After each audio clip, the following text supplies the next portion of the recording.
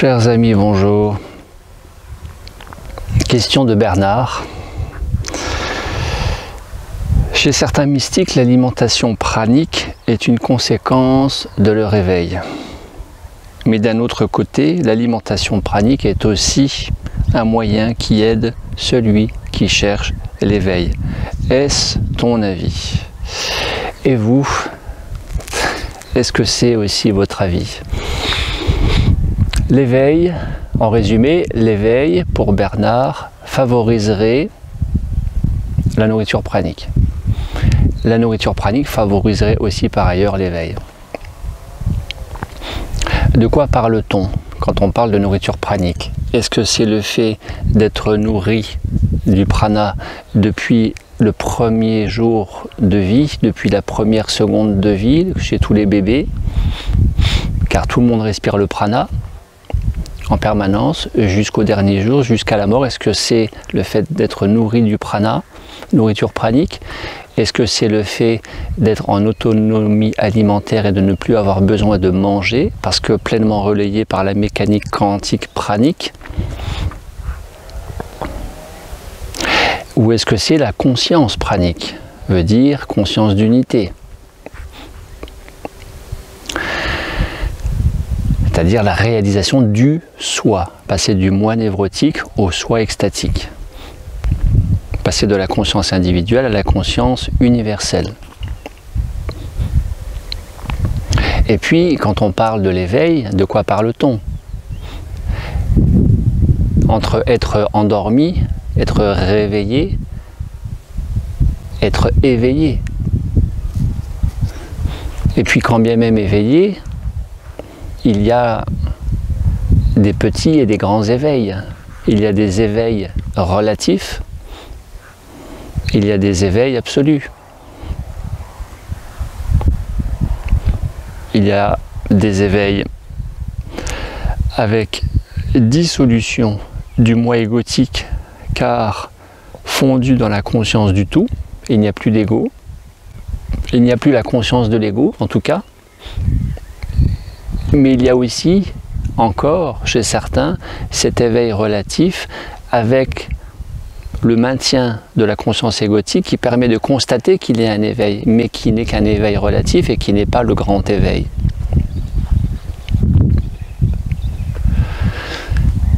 Les mystiques praniques, Thérèse Neumann, 38 ans sans boire ni manger, Padre Pio, 17 ans sans boire ni manger, Marthe Robin, 27 ans sans boire ni manger, Sainte Thérèse d'Avila, Guéribala, étaient praniques, ils étaient en autonomie alimentaire, ils n'avaient plus besoin de manger, ils étaient nourris par le divin, que certains traduiront par le champ unifié quantique, c'est plus scientifique, ou que les orientalistes, les bouddhistes vont appeler l'océan de vie. Ces mystiques étaient praniques, mais étaient-ils éveillés? Peut-être oui, peut-être pas oui, ce n'est pas systématique. Et en tout cas, si ça l'est, c'est au moins relatif, et peut-être pas forcément absolu, en termes d'éveil. Et puis ces gens qui sont un minimum éveillés par rapport à monsieur, madame, tout le monde, ces êtres exceptionnels, éveillés à leur niveau, tel le Dalai Lama, et bien d'autres. Le Christ était un être éveillé.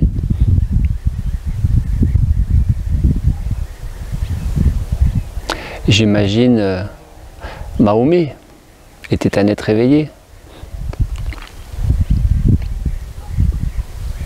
Le Bouddha était un être éveillé. Mais était-il pranique? En tout cas, le Christ mangeait et le Bouddha mangeait. Et Mahomet mangeait, dit-on, 3 dattes par jour. Si vous mangez 3 dattes par jour, on peut légitimement dire que vous êtes pranique. En tout cas, faut-il rappeler que ni l'éveil ni la nourriture pranique ne sont à rechercher. L'éveil est rendu possible quand le chercheur d'éveil s'efface. De même que la méditation est rendue possible,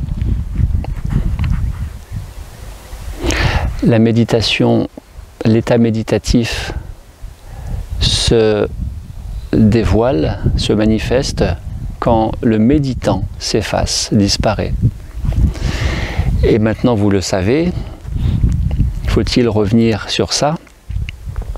La nourriture pranique n'est pas plus à rechercher, car plus vous recherchez l'état pranique à ne plus manger, et moins ça marche. Plus vous recherchez à vous nourrir en conscience, au présent,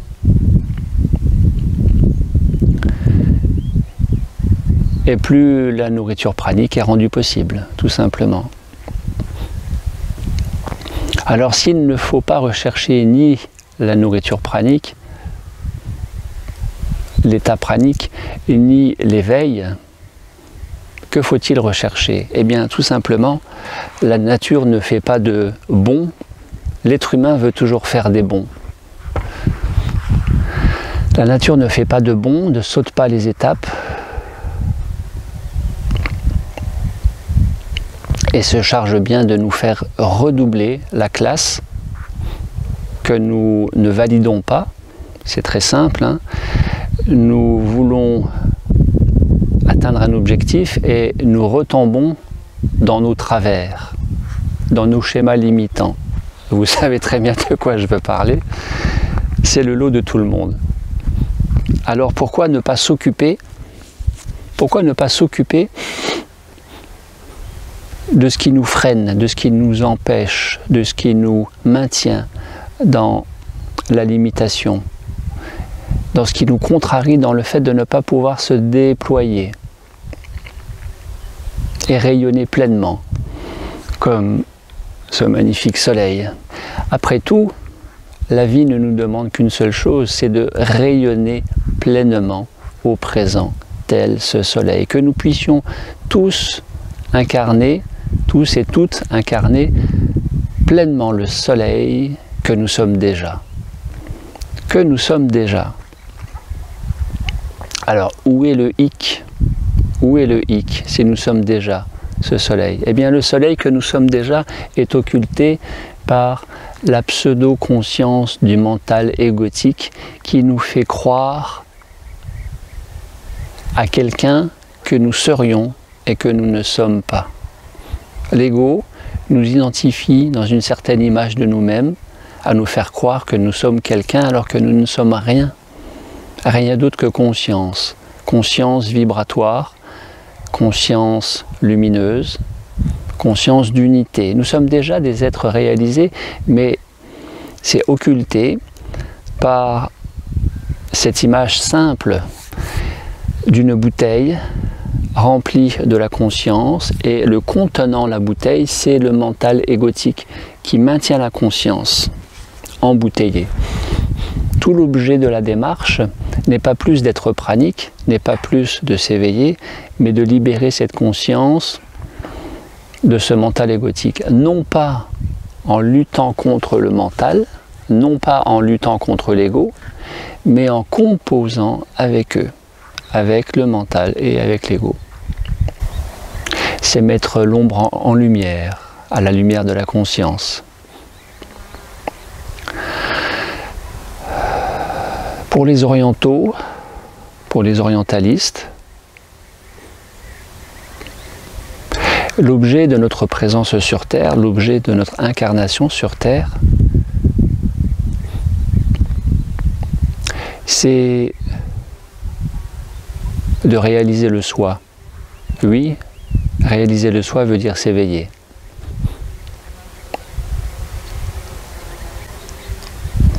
Mais ce n'est pas forcément le seul aspect de notre présence sur Terre. Il y en a deux autres. Brûler son karma, qui nous fait revenir et revenir et revenir perpétuellement, s'incarner perpétuellement, revenir, prendre cher, dans les deux sens du terme, peut-être pour certains, prendre cher, et ouvrir le cœur pour rayonner pleinement de l'amour inconditionnel dans l'unité retrouvée avec soi-même, qui nous permet de nous fondre dans le grand tout. Voilà pourquoi nous sommes tous et toutes ici sur Terre. 3 aspects. Réaliser le soi, s'éveiller, c'est vrai. Eckhart Tolle le dit, notre seule présence sur Terre est de nous éveiller. Mais comment nous éveiller si nous sommes toujours rattrapés par le karma? Le karma mériterait une vidéo spécifique sur ce sujet. Le karma, c'est ni plus ni moins la loi universelle de cause à effet, qui fait qu'à chaque action il y a une conséquence et que chaque conséquence devient la conséquence d'une autre conséquence, et que tant qu'il y aurait du karma, eh bien nous ne pourrions que revenir pour nous incarner et retourner à l'école et nous améliorer à nous éveiller. Mais qui dit s'éveiller dit brûler son karma, c'est-à-dire ne plus générer de karma qui nous fasse revenir. Le karma étant l'inconscience qui nous fait faire et répéter des choses limitantes et qui nous maintiendrait dans la matière, incarnés dans la matière. Réaliser le soi, s'éveiller, brûler le karma. Comment brûler le karma? Eh bien, le karma brûle avec le feu. Quel feu? Le feu de la conscience. Qu'est-ce que c'est que ce karma? Ce sont tout simplement ces mémoires cellulaires qui fait que nous attirons les choses ou que nous allons vers certaines choses et qui nous entretient dans un certain karma. Sans fin, sans même nous en rendre compte. Réaliser le soi, s'éveiller, brûler le karma par le feu de la conscience qui brûle et déprogramme les mémoires cellulaires propres à la limitation. Et qui dit limitation dit le mental, et qui dit le mental dit l'ego, ça va avec, sans lutter contre l'un ou contre l'autre. Et quand bien même nous nous éveillerions, quand bien même nous brûlerions notre karma, nous n'aurions plus de motif à revenir sur cette terre, à nous incarner. Quand bien même vous seriez pranique, vous n'auriez plus besoin de manger, quand bien même vous seriez pleinement éveillé, imaginez la fadeur de cet être sans le cœur ouvert, rayonnant, tel ce soleil, ce matin ici en Sardaigne. Que vaut la vie si nous ne savons pas véritablement et pleinement aimer? C'est la définition de l'amour inconditionnel, le cœur rayonnant. Rayonnant de cette conscience solaire pour les orientaux, rayonnant de ce sacré cœur pour les occidentaux. Rayonner du cœur inconditionnel. Non seulement ça ne tient pas, vouloir s'éveiller, vouloir être pranique, sans ouvrir le cœur et être un petit peu plus, pour ne pas dire beaucoup plus, dans l'accueil inconditionnel de ce qui nous dérange, chose que nous ne savons que très peu faire, hein, il suffit de regarder autour de soi, et je me mets avec vous quand je dis ça, mais aimer pleinement tout ce qui nous dérange. C'est une vraie partie de plaisir tous les soirs quand je me couche, toutes les nuits quand je me couche ici, avec mes copains les moustiques. Les copains, les moustiques. La journée ici c'est à peu près 40 degrés tous les jours. Hier il a fait 41. C'est une vraie partie de plaisir avec la chaleur.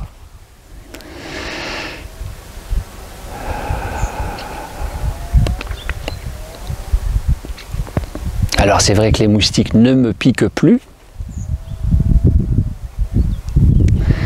mais ils sont là, en permanence, au niveau de l'oreille, à faire du bruit, à chanter leur plus belle mélodie,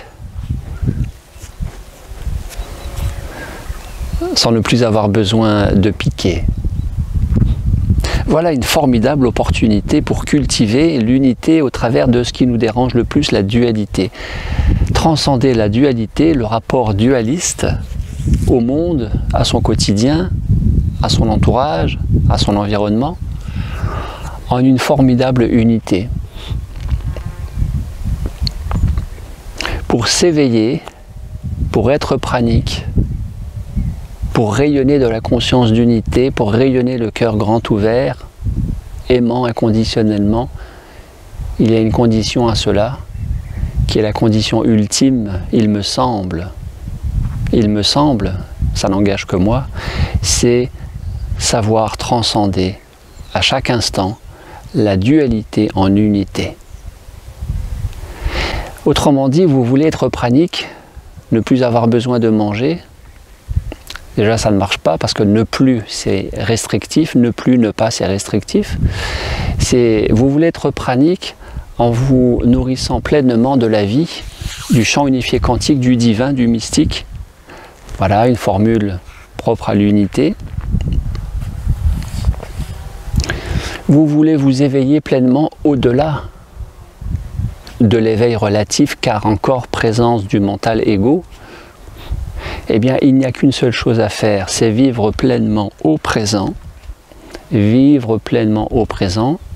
Je n'ai pas dit vivre au jour le jour, j'ai dit vivre au présent, c'est très différent. Et apprendre à aimer.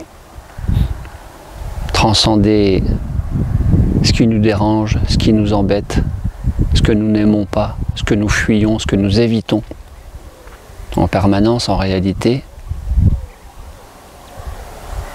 en l'accueil inconditionnel et enthousiaste au présent. Parce que ça ne nous dérange plus non seulement, mais en plus nous l'aimons. Avant mon cheminement pranique, je n'aimais absolument pas les odeurs de kebab, de friterie dans la rue, de McDonald's, toutes ces odeurs particulières, de graisse, de gras, comme ça, industriel. Maintenant, ça ne me dérange plus. Non seulement ça ne me dérange plus, mais je trouve que c'est même agréable. Avant, dès qu'il faisait soleil, je portais des lunettes de soleil. Évidemment, il y avait un effet de mode. Il y a un effet de mode parce que ça donne un certain style que de porter des lunettes de soleil. Ça participe au paraître et donc ça participe à l'ego. Je ne dis pas qu'il ne faut pas en porter, je ne dis pas que c'est pas bien, je dis que voilà, c'est une réalité. Je portais des lunettes de soleil et puis, non seulement je n'en porte plus, mais le soleil ne me dérange plus.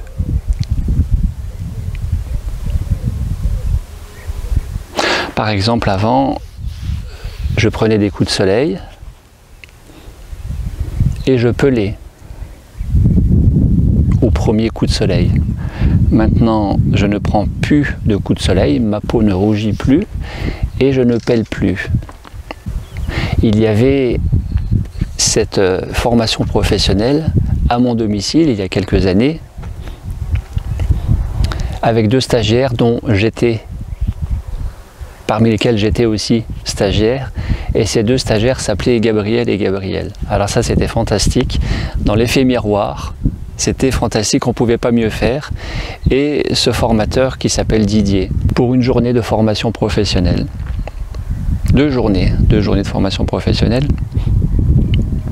Et ce Gabriel, qui était un autre reflet de moi-même, au final,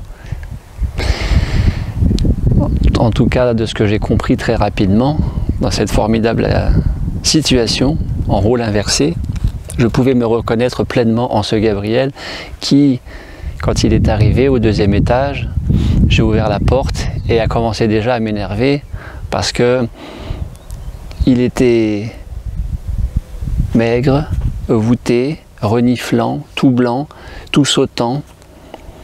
Il était grippé, enrhumé. Et il était déjà plaintif. Moi qui n'a pas ces traits de caractère et qui est programmé depuis toujours par le côté on y va, on avance, action, on est fort, on tient, eh bien me renvoyait une faiblesse que je ne pouvais pas accepter de mon vivant. Depuis toujours, je n'acceptais pas la faiblesse, je n'acceptais pas la plainte, et donc ça m'énervait. Et puis, la première matinée de formation se déroule, pause déjeuner. Je suis face à Didier, Gabriel est à ma gauche, sur le côté. Je les accompagne au repas, nous discutons. Je suis avec ma tasse de thé, en guise de repas, il y a quelques années. Ça devait être en 2016-17 par là.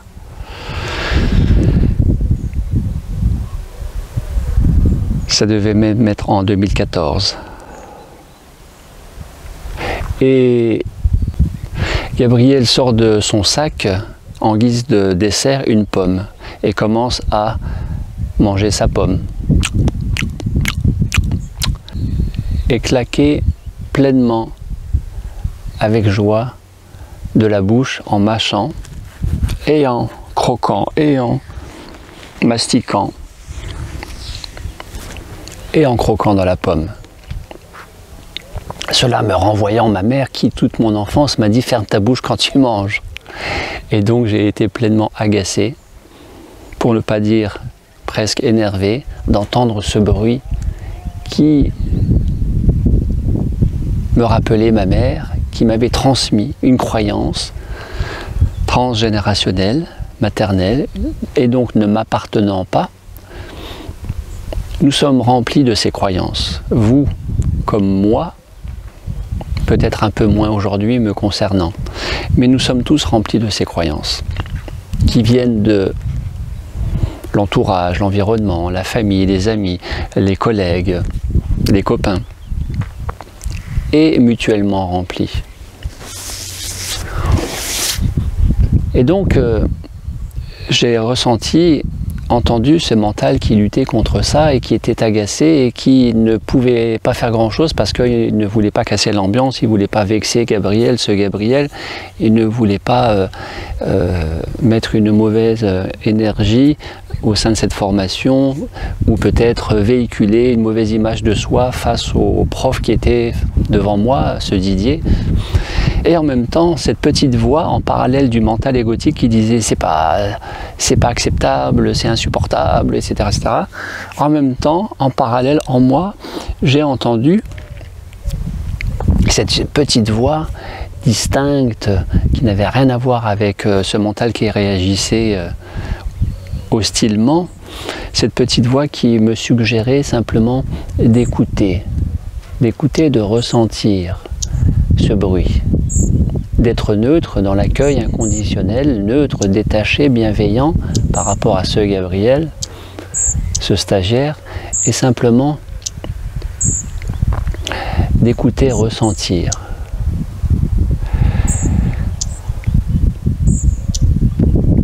Et là, il a fallu à peu près 20 secondes, 15 secondes, pour que le bruit de croquement, de mastication, de déglutition, de claquement de bouche ne me dérange absolument plus du tout. Non seulement ne me dérange plus, mais que je finisse par ressentir un effet agréable de ce bruit. Voilà une formidable et d'une banalité déconcertante expérience de transcender la dualité en unité. Si nous ne pratiquons pas la transcendance du rapport dualiste de nous-mêmes au monde, dans les choses les plus simples, vraiment les plus simples, n'allons pas chercher des choses hautement spirituelles, métaphysiques, mystiques et autres. Commençons par vraiment le basique du basique. Nous ne nous éveillerons pas. nous ne serons pas praniques de cette conscience d'unité qui est la condition, conscience d'unité un petit peu plus en tout cas, pour être dans l'état pranique, c'est-à-dire non pas ne plus manger, mais être pleinement nourri du champ unifié quantique de la nourriture pranique, au point qu'il n'y a plus besoin peut-être d'être nourri de la nourriture conventionnelle, industrielle, solide et liquide. Voilà pour Bernard, que je remercie pleinement pour cette question extrêmement intéressante, très très simple. Est-ce que l'éveil favorise l'état pranique? Est-ce que d'être pranique favorise l'éveil? Tout est très relatif dans tout ça, mais entre la nourriture pranique et l'éveil, il y a ce triptyque incontournable qui est ouvrir le cœur, qui est pour la plupart d'entre nous relativement peu ouvert, pour pas dire assez fermé, et qui fait que nous ne pouvons absolument pas aimer inconditionnellement et rayonner pleinement tel ce soleil si nous n'ouvrons pas le cœur, la conscience solaire. Petite précision qui sera ma conclusion. Depuis une dizaine d'années que je côtoie les praniques selon les événements, les occasions. Je l'ai déjà dit, une fois encore ça n'engage que moi, mais je trouve que ma conclusion, elle est que il y a bien plus de gens éveillés qui mangent que de praniques qui ne mangeraient plus et qui seraient éveillés. Il n'y a pas à chercher à s'éveiller, il n'y a pas à chercher à ne plus manger, il y a juste à chercher à être pleinement ici, maintenant, au présent et à rayonner de cette conscience d'unité, à ouvrir le cœur, j'aime rabâcher, j'aime rabâcher, j'aime rabâcher, et simplement, comme le soleil qui ne demande absolument rien à personne, de rayonner pleinement. Ça s'appelle le charisme vibratoire, le charisme énergétique, le charisme de cet être pleinement rayonnant, de ce cœur aimant. Et quand vous êtes un cœur aimant, vous aimantez, vous attirez. Ça s'appelle l'abondance de la vie. Merci Bernard, merci à vous. Je vous souhaite un plein éveil, un plein rayonnement et l'amour inconditionnel à chaque instant dans vos vies.